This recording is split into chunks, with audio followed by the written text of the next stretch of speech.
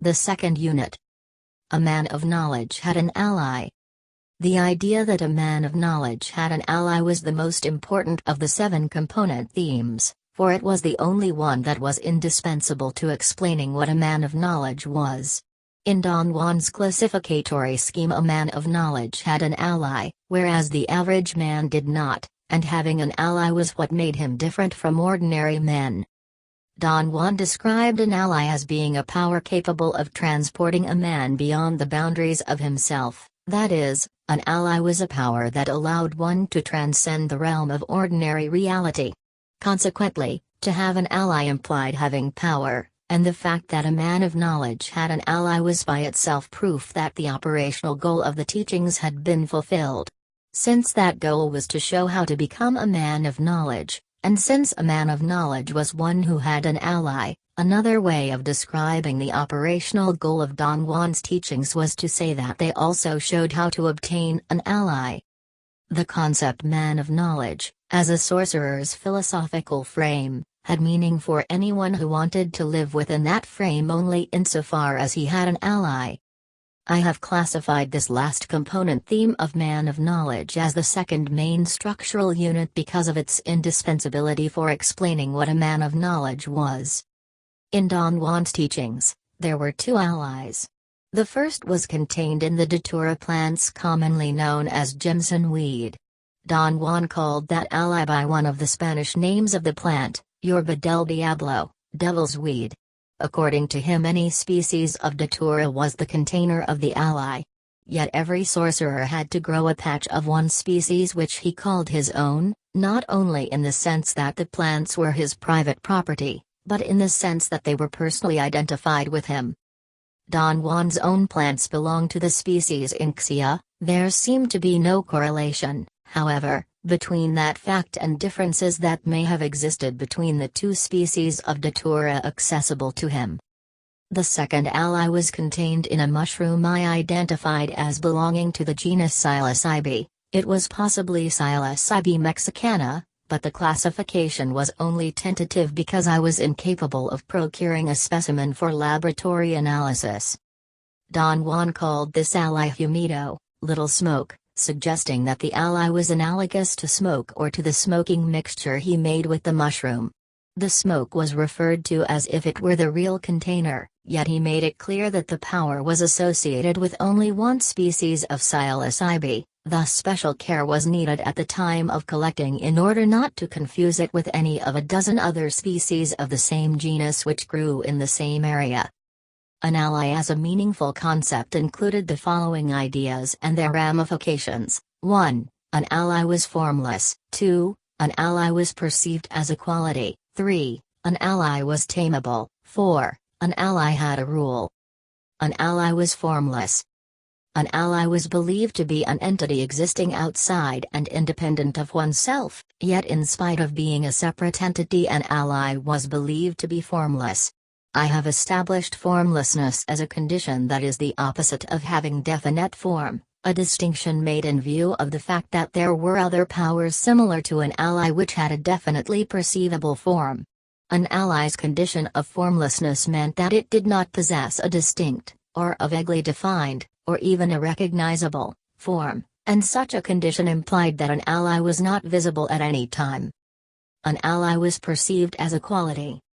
A sequel to an ally's formlessness was another condition expressed in the idea that an ally was perceived only as a quality of the senses, that is to say, since an ally was formless, its presence was noticed only by its effects on the sorcerer.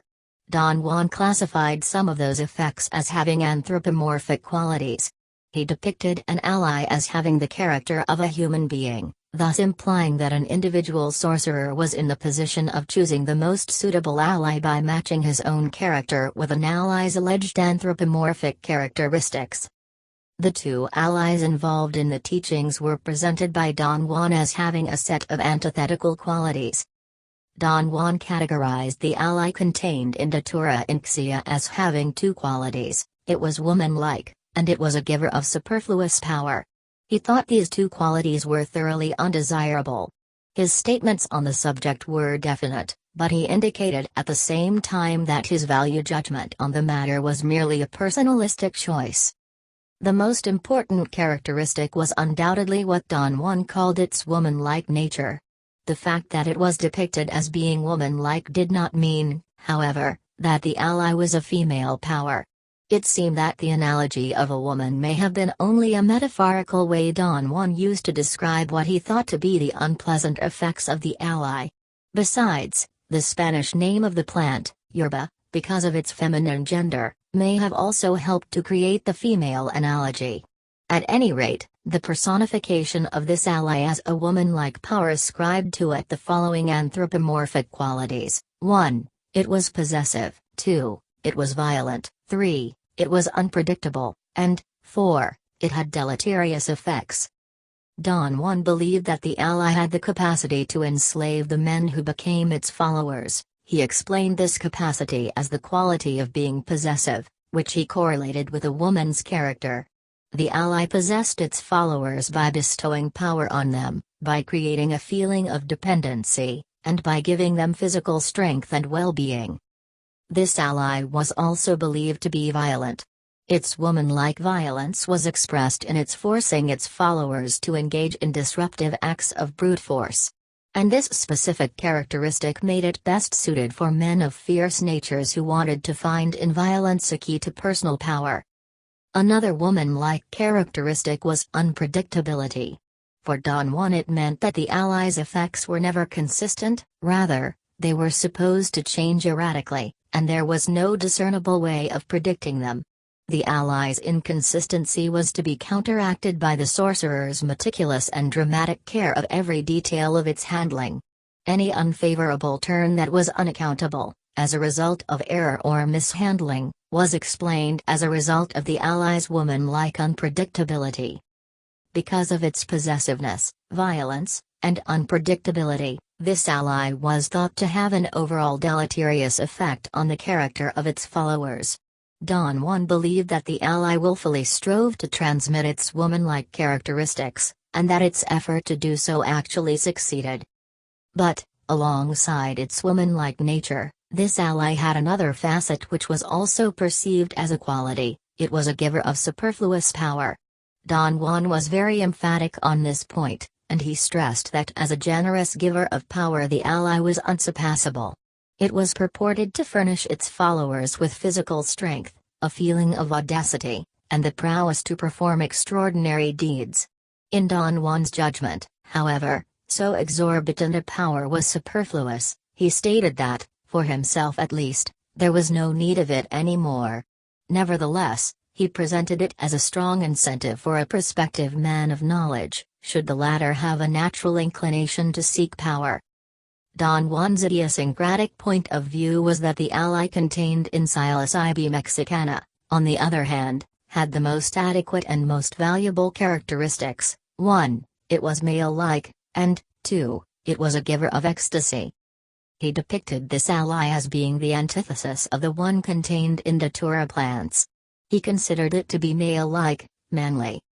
Its condition of masculinity seemed to be analogous to the female-like condition of the other ally, that is, it was not a male power, but Don Juan classified its effects in terms of what he considered to be manly behavior.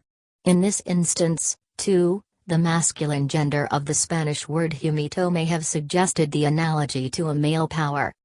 The anthropomorphic qualities of this ally which Don Juan judged to be proper to a man were the following: 1. It was dispassionate, 2. It was gentle, 3. It was predictable, and 4. It had beneficial effects.